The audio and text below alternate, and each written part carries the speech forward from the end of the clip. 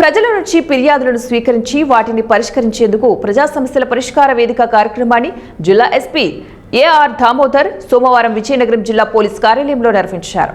ప్రజల నుంచి ఫిర్యాదులను స్వీకరించిన జిల్లా ఎస్పీ వారి సమస్యలను శ్రద్ధగా విని సంబంధిత పోలీసు అధికారులతో మాట్లాడి ఫిర్యాదుదారుల సమస్యలు సంబంధిత అధికారులకు వివరించారు.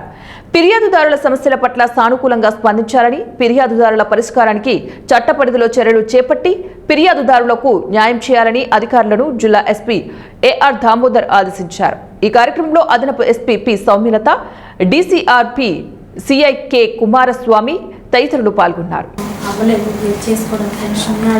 తెలియడానికి కంప్లైంట్ అడుగుతున్నారు. నేను దేనికైనా మాకంటూ ఏమీ లేదు. ఇద్దరు పిల్లల్ని వదిలి వెళ్ళిపోయాడు.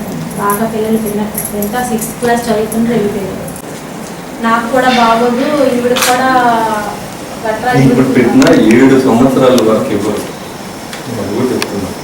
హిందూ సాంప్రదాయం ప్రకారం 7 సంవత్సరాల వరకు మనిషి కనపడకపోతేనే లెక్క.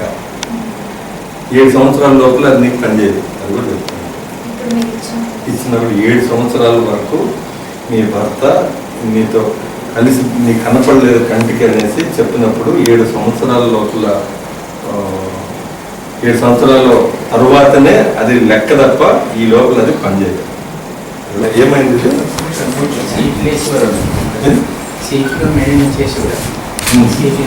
రమేష్ ఏం చేస్తాడు? వీడు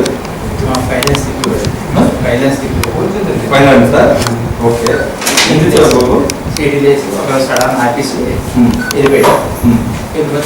వాడు ఆ రోజు నుండి నేను చేస్తానన్నారు. వాడు ఆస్తులన్నీ వాడు పెడుతున్నాడు అని మార్చేశారు.